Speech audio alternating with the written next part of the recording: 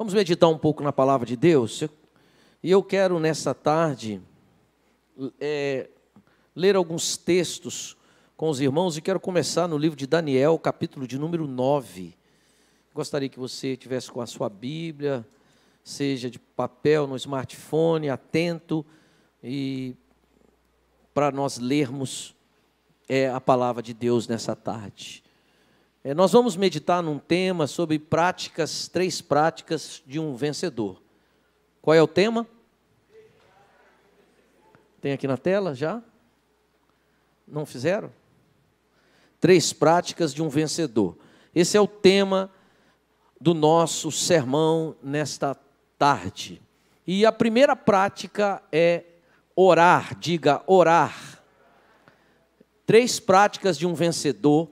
E a primeira prática que eu quero destacar nessa tarde é orar. Na vida cristã é impossível ser vencedor a níveis tremendos se não tem uma vida de oração. Não tem jeito. É uma coisa rateando, é uma coisa tropeçando, é uma coisa meio arrastada quando não se tem vida de oração. Mas existem muitos tipos de oração.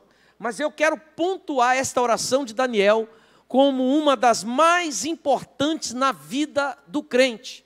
Porque você vem num culto de vitória, numa vigília, num culto normal, e você recebe uma palavra de Deus, uma palavra rema, uma palavra de vitória, e você vai celebrando, mas lá nos porões da sua alma, lá no escondido da nossa vida, existem pecados não confessados, que são verdadeiras prisões, grilhões que nos prendem e não nos deixam romper.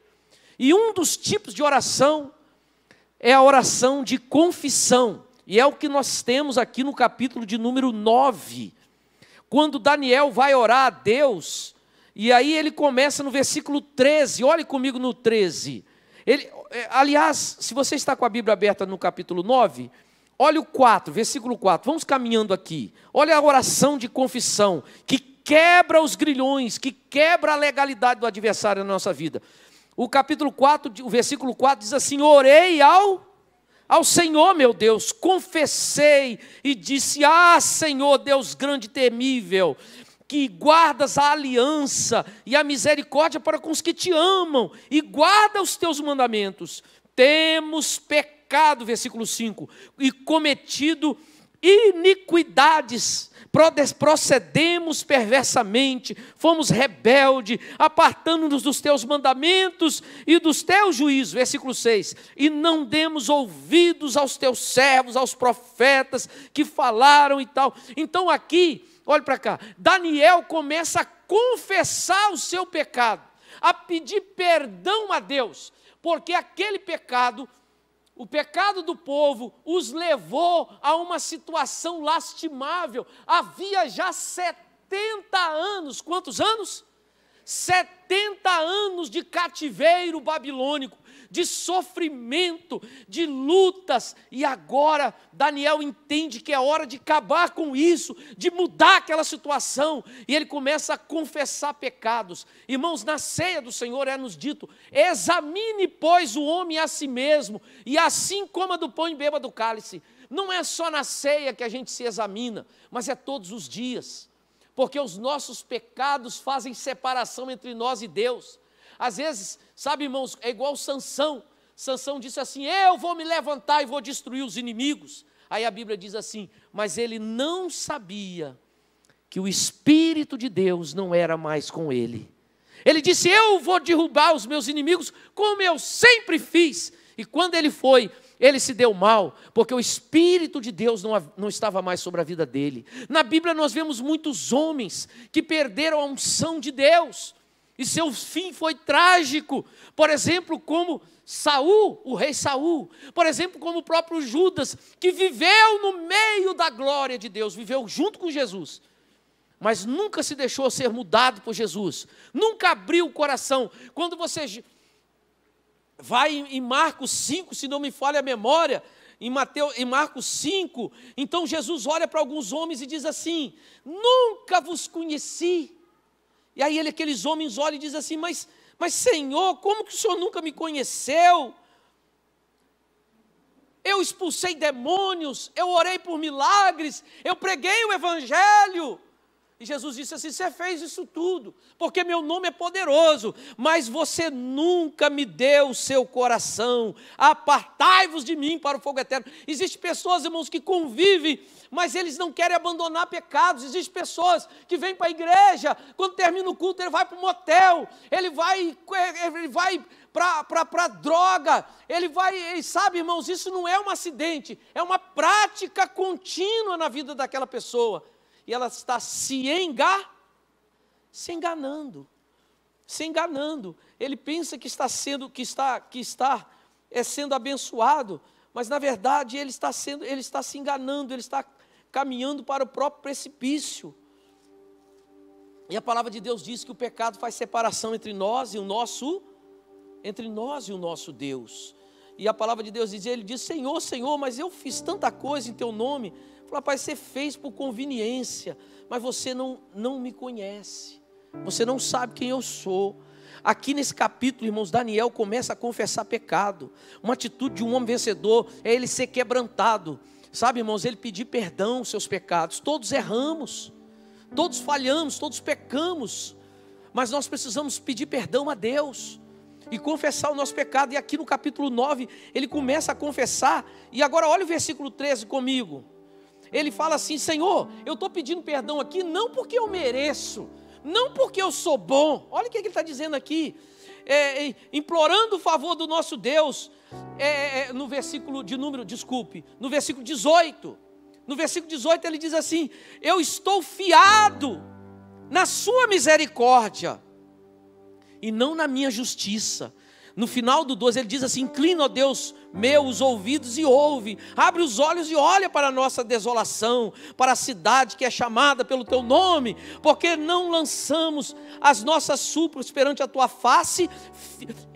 Eu não estou orando diante da tua face fiado em minha justiça, mas em tuas muitas misericórdias. Olha o segredo: você não chega com arrogância diante de Deus, você não pode chegar com soberba, achando que você é o tal, que eu sou o tal, que nós somos o tal, nós fizemos isso, nós fizemos aquilo. Irmãos, todas as nossas atitudes, diz a Bíblia, são como trapos de imundícia, como esterco, como nada.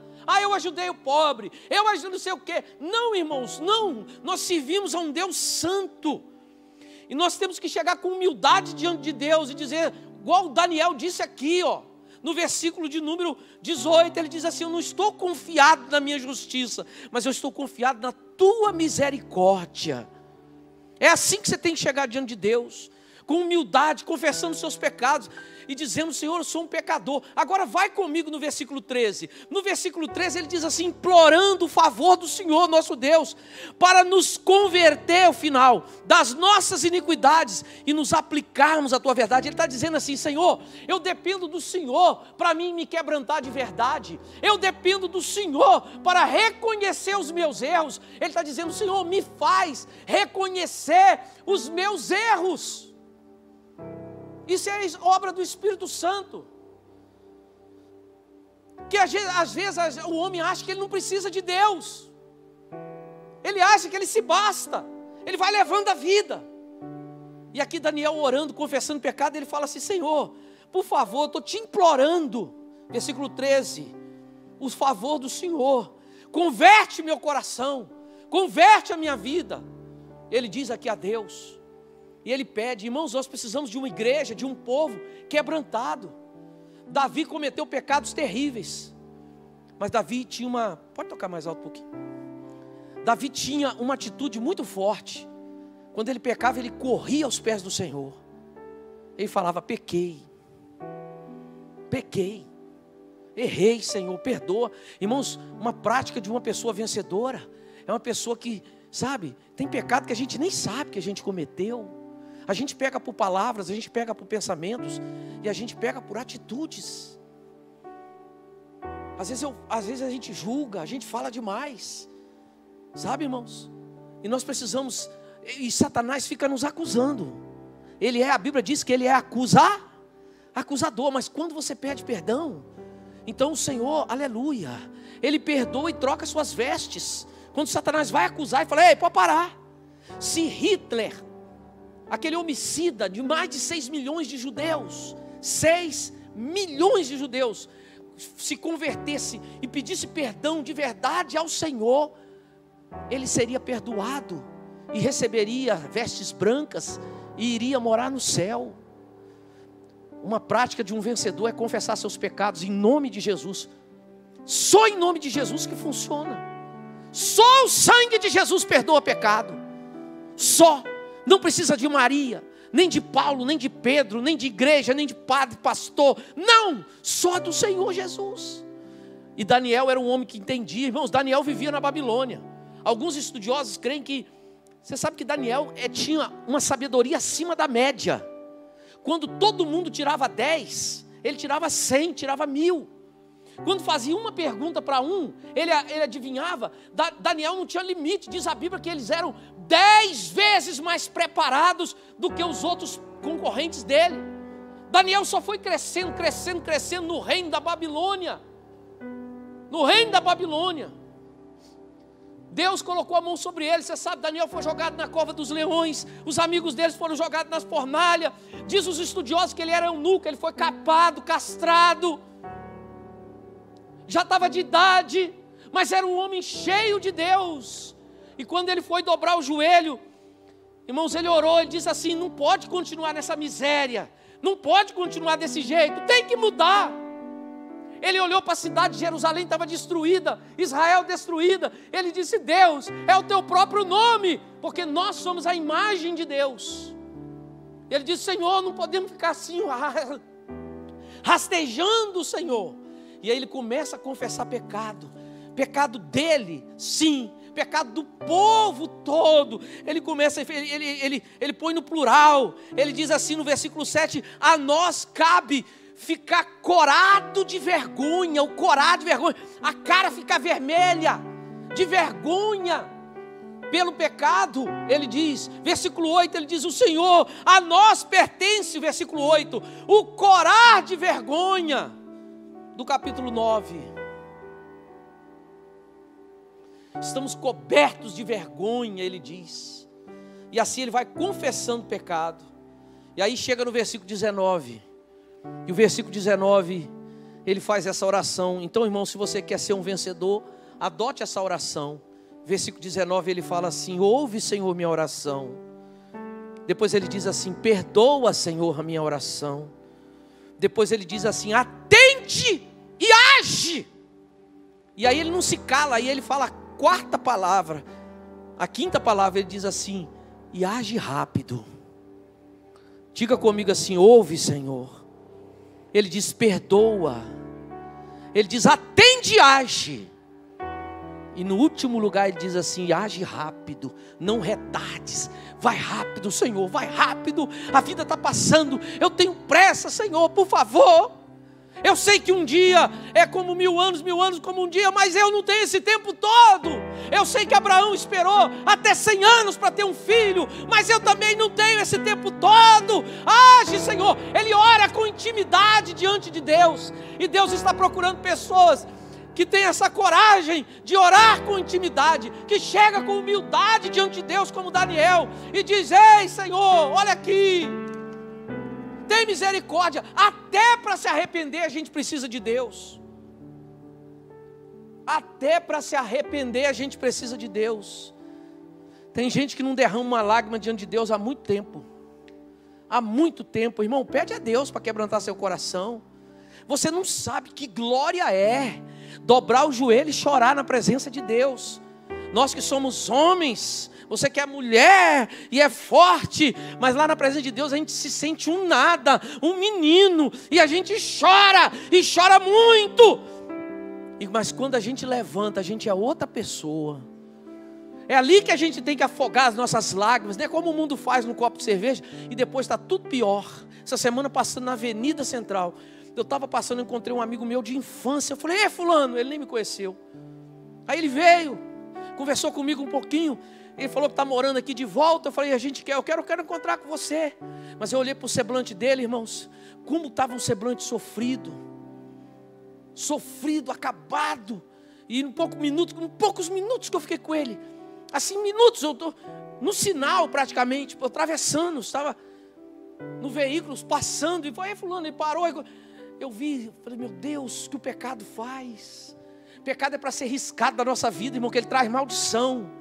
Pecado traz morte, pecado traz desgraça. O mundo é um engano, irmãos. É um engano. E nós precisamos perceber isso e confessar pecado. Dizer, Senhor, eu não quero viver essa vida não, Senhor. Eu quero viver em santidade na Tua presença. E Daniel diz assim, ouve, Senhor. E nessa semana, querido, eu queria que você adotasse essa oração para você. Do versículo aqui 19, do versículo 18, do versículo 13. E quando chega no 19, ele fala, ouve minha oração. Às vezes sua oração é só lágrima, choro. Nem saiu palavra, mas Deus fez a leitura das lágrimas que rolaram no seu rosto. Você ora e diz, ouve, Senhor, perdoa. Eu não quero, não, Senhor, eu quero, sabe, Senhor, eu quero viver o que o Senhor quer que eu viva. Ele diz, atende, Senhor, age, Senhor, e rápido por amor de Ti mesmo. Ó Deus meu, diz ele, porque a Tua cidade e o Teu povo são chamados pelo Teu nome. Age, porque eu sou chamado, todo mundo sabe que eu sou crente. Todo mundo sabe que eu sou servo do Senhor. E eu tenho certeza que o Senhor não quer me ver humilhado, derrotado. Ele diz, age, Senhor. E eu quero liberar esta oração sobre a sua vida nesta semana. 3 práticas de um vencedor. A primeira é orar. E a oração de confissão é a primeira que eu queria deixar com os irmãos. A segunda está no livro de João, capítulo 5, 39.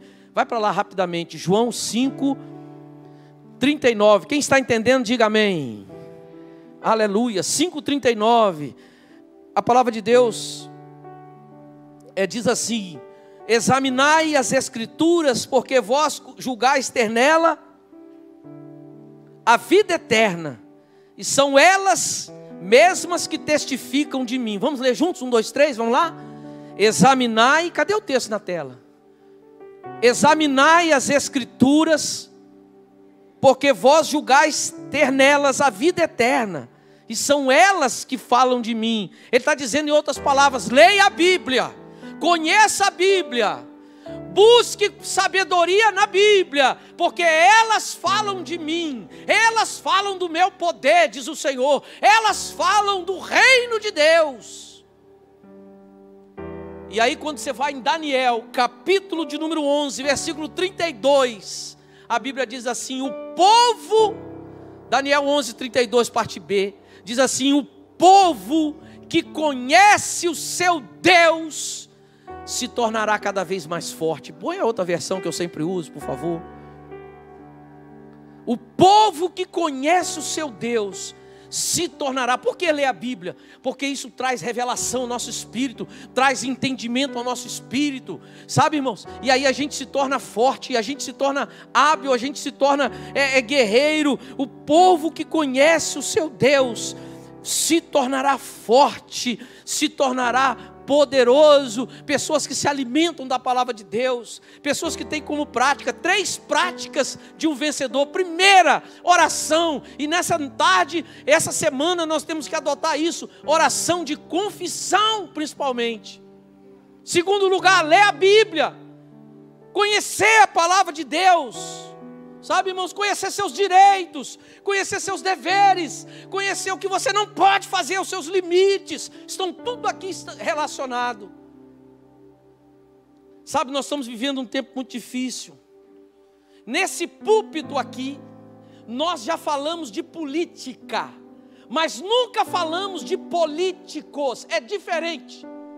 Um homem pode adotar hoje uma postura que nos engana, que agrada a gente, e amanhã não ser nada daquilo que ele falou. Então nós não defendemos político, mas nós tratamos de política sim, porque toda política precisa, todo discurso precisa estar de acordo com a Bíblia, e é onde a gente olha e conscientiza o povo, mas não defendendo A ou B, mas defendendo sim princípios da palavra de Deus. Se a prática, se o discurso ele é contrário às Sagradas Escrituras, então nós rejeitamos sim. Nós rejeitamos sim, porque nós nos baseamos pela fé. Quem lê sabe seus direitos, quem lê sabe seus deveres. Quem lê sai da ignorância, da falta de conhecimento. Quem lê, olha para o diabo e diz: checkmate, Satanás. Sabe o que é checkmate? Checkmate é uma palavra grega, persa. Uma palavra persa que significa dizer para um líder: você não tem mais saída. No jogo de xadrez é para o rei, para a rainha. Você está encurralado, não há mais condições de você sair. Checkmate significa deixar um líder sem condições de sair. E nesta tarde o seu conhecimento vai fazer você chegar diante de Satanás e dizer: checkmate, Satanás, você não tem mais saída. Você é obrigado a bater em retirada da minha vida e da minha casa. Diga aleluia. Diga checkmate, diabo. No jogo de xadrez, quando o cara bate lá naquele negócio, fala checkmate, é porque ele fechou tudo. E o líder, o rei, está morto. E nós temos que tomar essa expressão e trazer para a nossa vida espiritual. E dizer: checkmate, Satanás, porque maior é Jesus que está em nós. Por que a gente contrata advogado? Porque ele é especialista na lei. Ele sabe os furos da lei, ele sabe os gatilhos da lei, ele sabe os direitos da lei, ele entende de Constituição. E mais que um advogado somos nós, povo de Deus, que temos a Constituição do céu. E temos que ser especialistas e dizer: ei, alto lá. Isso aí não é de Deus. Nós temos que saber práticas de um vencedor, 3 práticas. A primeira, orar, e a oração específica de confissão. Pede a Deus para quebrar seu coração. Você não beija seus filhos, você não abraça seus filhos. E até quando você vai ficar com esse discurso dizendo: eu não faço isso, eu não sou assim, eu não aprendi assim? Chega, você é nova criatura em Deus, o Espírito de Deus está em nós. Então, meu irmão, você que está na internet, é hora sim de beijar sua família, abraçar seus filhos. É hora de mudar. Oração de confissão. Segundo lugar, prática de um vencedor é ler. É sair da ignorância. É conhecer.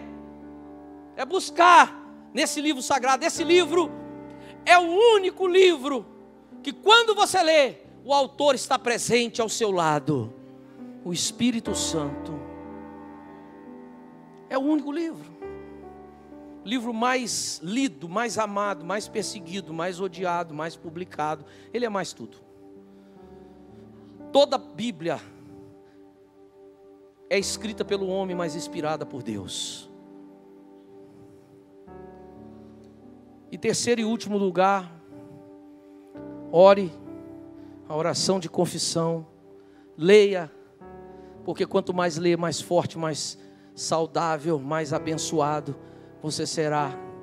E terceiro e último lugar, Coríntios capítulo 3, versículo 18.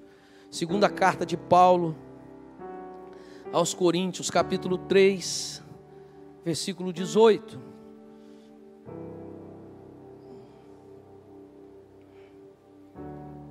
Quem achou, diga amém.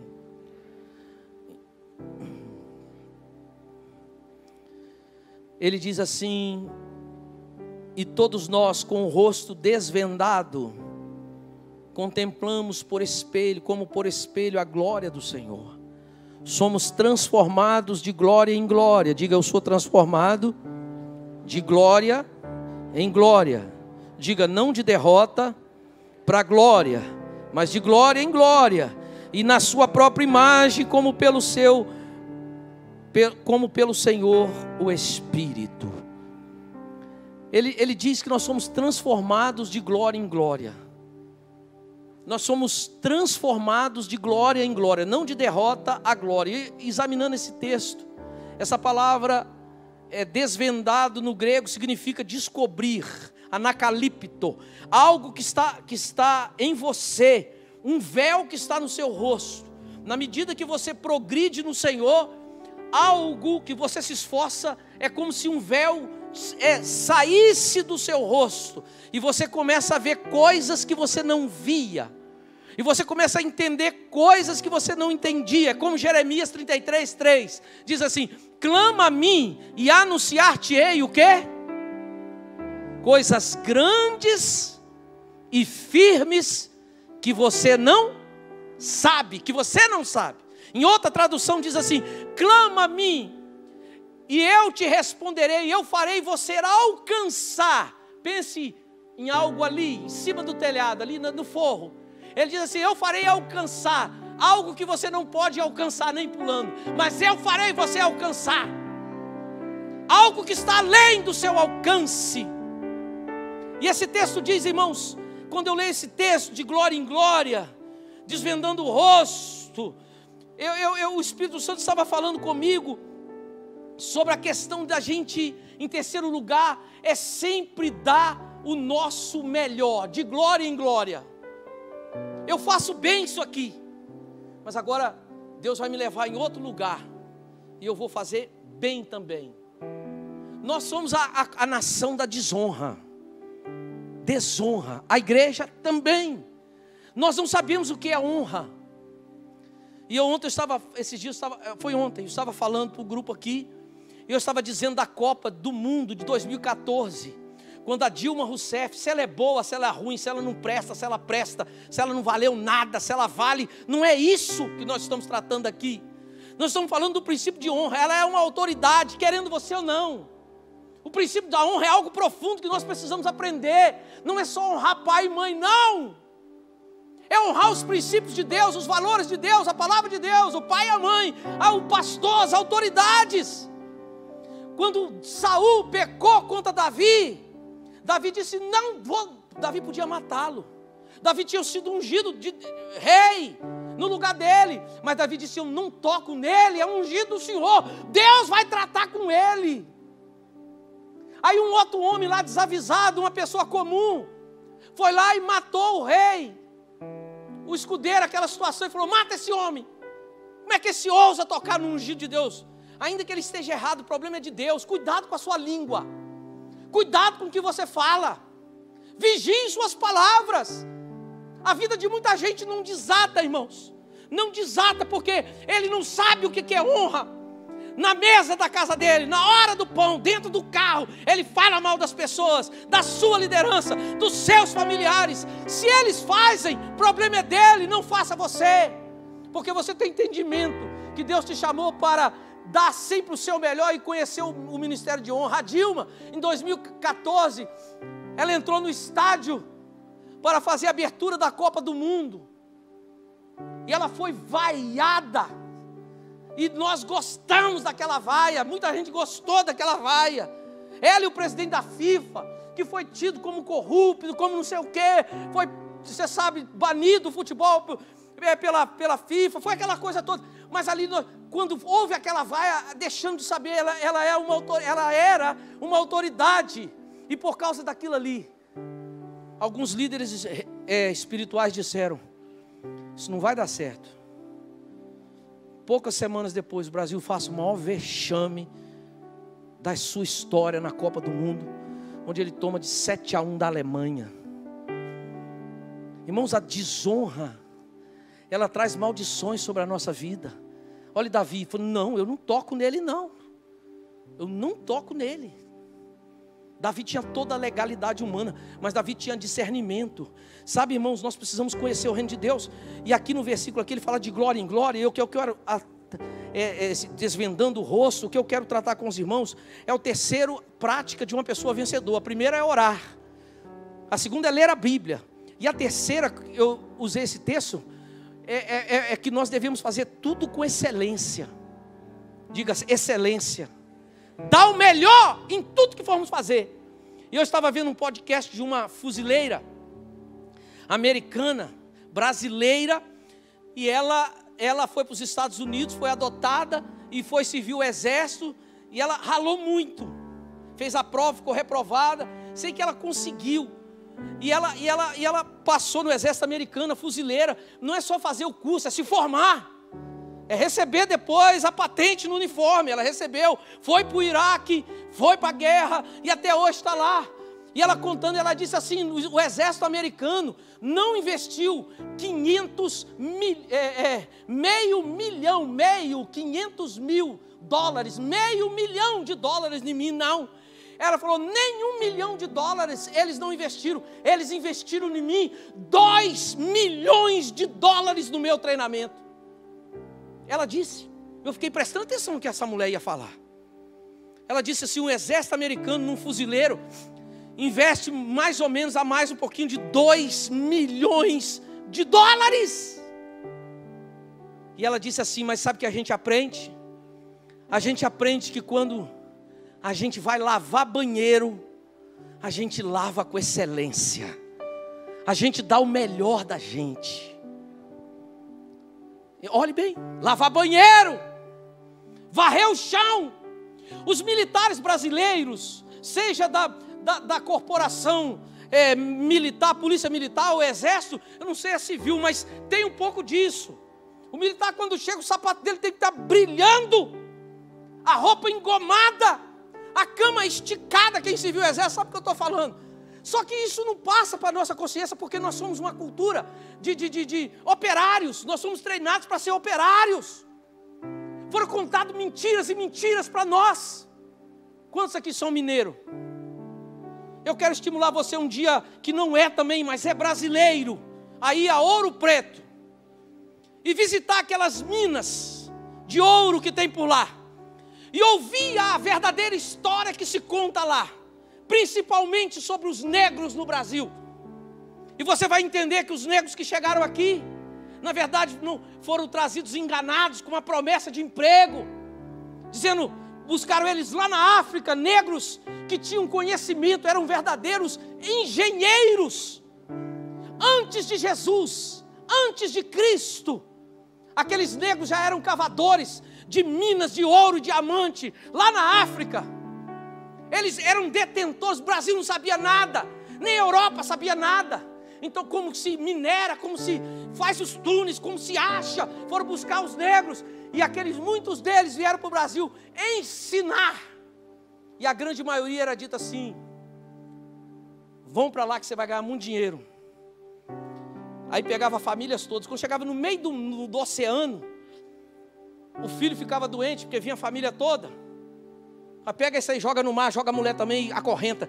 Quando ele chegava dentro do navio, é que eles descobriam a cilada que era. A arma na cabeça. Essa é a verdadeira história. E muito pior, essa palavra moleque, molequinho, isso fala de um menino de 5 anos de idade. 5 anos de idade. Quando ele completava 5 anos, ele já tinha que entrar naquelas minas para cavar com um pedaço de ferro assim num buraco. Imagina uma criança, fobia. A maioria delas, 5 graus às vezes no inverno em Ouro Preto faz, no lugar que eu fui lá, de frio. As verdades escondidas. Sabe, irmãos? Eles tinham que cavar ali para achar ouro. E se eles não achassem ouro, a quantidade exigida, só comia metade do prato. Ou nada. Nós somos chamados para viver, irmãos, para darmos o nosso melhor, descobrirmos as verdades e nos empenharmos, como essa fuzileira disse, eu estou 24 horas preparada. E aí eu gostei que ela falou assim, eu não sou preparada para lutar.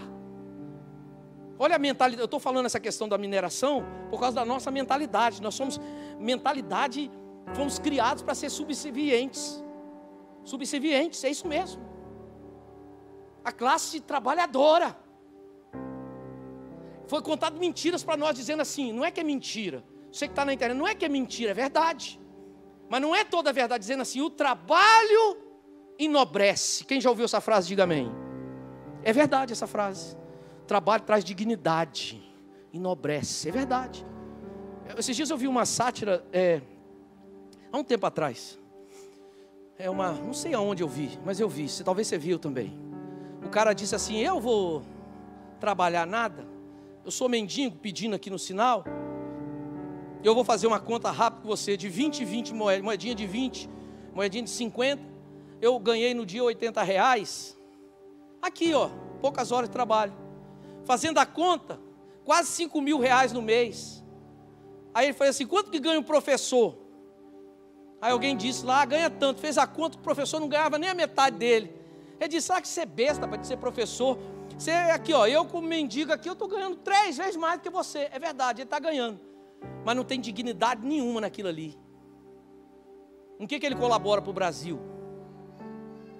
Qual é o imposto que ele paga? Todo mundo aqui paga imposto. Não tem dignidade. Nós somos treinados isso, olha a mentalidade. É verdade, o trabalho enobrece. Digo, o trabalho enobrece. Mas você quer saber? O lazer também enobrece. O descanso enobrece. Viajar enobrece.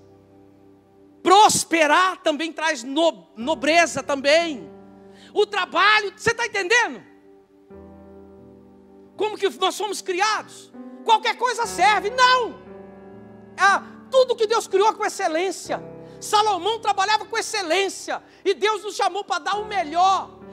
Na verdade, o texto que eu queria ler é Colossenses 3:17. E eu termino com ele. Em primeiro lugar, Deus nos chamou para orar e oração de confissão. Em segundo lugar, leia a Bíblia, se esclareça, conheça quem você é e seus direitos. E em terceiro lugar, dê sempre o seu melhor. Em tudo que você for fazer.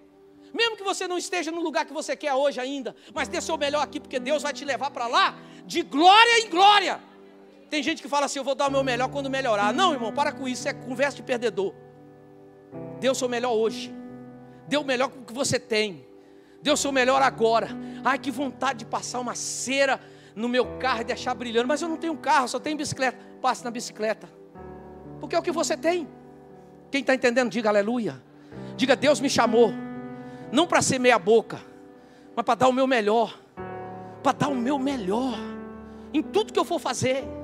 Colossenses, olha o que diz. Quando fizerdes por palavras, por obras, fazei tudo, em nome do Senhor, dando graças a Deus Pai, através de Jesus. Tudo que formos fazer, fazemos em nome do Senhor. Nós temos que buscar sempre a excelência, de dar o nosso melhor, irmãos, em tudo. Quando eu vou atender uma pessoa, eu atendi uma filha, a mãe e o pai, domingo, quando terminou o culto, e ela estava falando, e eu fiquei pensando, dando o meu melhor. Eu falava, Senhor, nem sei o que falar. Senhor, tem misericórdia de mim. E ela falando e eu pedindo, em tudo, dá o melhor. Eu falando, Deus, vai, o que eu falo? E na hora que eu precisei de abrir a boca, eu não sabia o que falar, eu não sabia o que resolver, mas na hora que eu precisei, Deus pôs o que era para ser dito. Porque a gente tem sempre essa consciência, Paula, de dar o melhor, filha. Vai estudar, dê o melhor. No seu trabalho, dê o melhor. Vai tocar, meu irmão. Sabe, os músicos de hoje não querem ensaiar. Mesmo que você saiba muito, Maclay, eu também, eu sou músico, eu saiba muito, por exemplo. Mas nós precisamos de afinidade. Aqui não é um show, eu toco bem, você toca bem. Mas nós precisamos de ensaiar para ter afinidade. E na obra de Deus mais ainda, nós precisamos não só de ensaiar, nós precisamos de orar juntos. Porque nós não vamos fazer um show. Nós vamos nos conduzir o povo de Deus em adoração. Hoje depois do almoço eu falei, eu vou lá na casa de minha mãe. Terminou, eu falei, vou na casa de minha mãe, Glaucio. Ela falou, vai mesmo. Eu falei, mas eu não posso. Porque 4 horas já tem um culto, já é meio-dia, até chegar lá, não vai dar tempo, eu preciso orar um pouco, então eu não vou. Eu vou outro dia. Porque a gente tem que ter responsabilidade. Você pode até não estar gostando da mensagem. Isso é um direito seu, isso acontece, é normal. Mas eu tenho que saber que eu estou dando, isso aqui que eu estou dando é o meu melhor de hoje.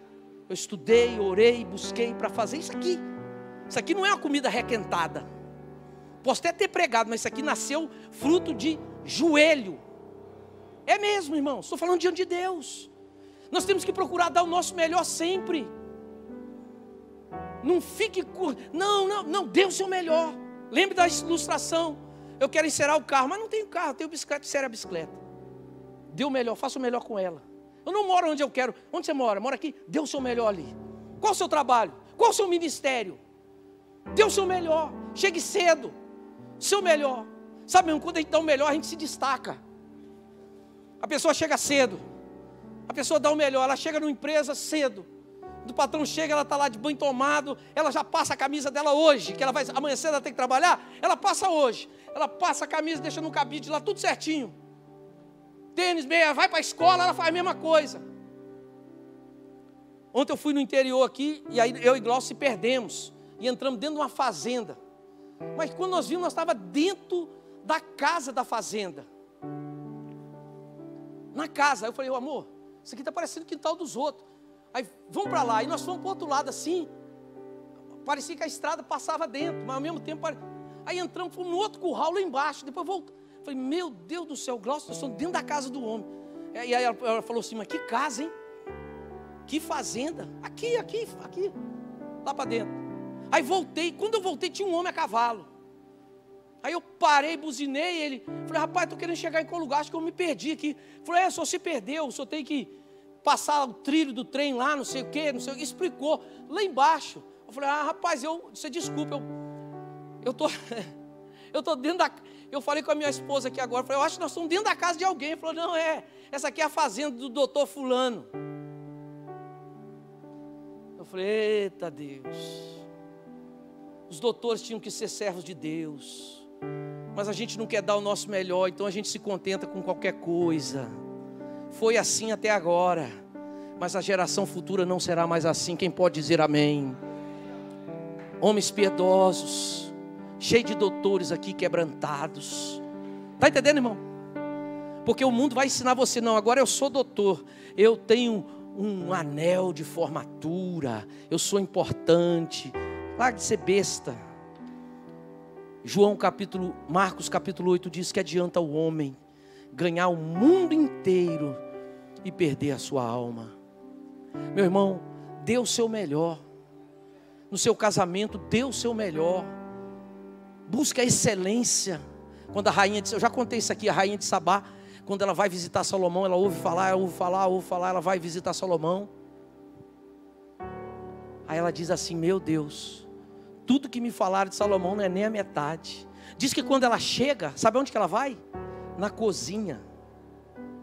Ela entra no Palácio Salomão, ela vai na cozinha. Ela chega na cozinha e olha as panelas. E aí ela pega uma taça, as panelas, quando ela olha, está tudo marcado. É como se tivesse a logomarca nos talheres. E ela fala assim, meu Deus, uma pessoa que bota os talheres, sabe? Que marca com a logo. Rapaz, meticulosa. É uma pessoa, entendeu? Ela falou, nossa, Salomão é marcado com excelência. Os criados dele, tudo com aquelas roupas impecáveis, as criadas, todo mundo. Ela falou assim, tudo que me falaram não é nem a metade, esse homem é muito mais. A marca de Salomão é excelência. E nossa marca tem que ser também. Fala, ei bichinho que trabalha, ei menino que trabalha, ei camarada dedicado. Rapaz, aquele ali não dá mole. O Senhor vai te ajudar, querido. Sabe, irmãos, tem muita gente orando e falando, por que as coisas não acontecem na minha vida? Porque você vive fazendo de qualquer jeito. E se você quer vencer espiritualmente, principalmente, dê o seu melhor. 3 atitudes de vencedor para a gente encerrar. Qual é a primeira? Qual oração? Pega o modelo de Daniel 9 que lemos. Segunda, leia a Bíblia, conheça quem você é. Terceiro lugar, dê o seu melhor.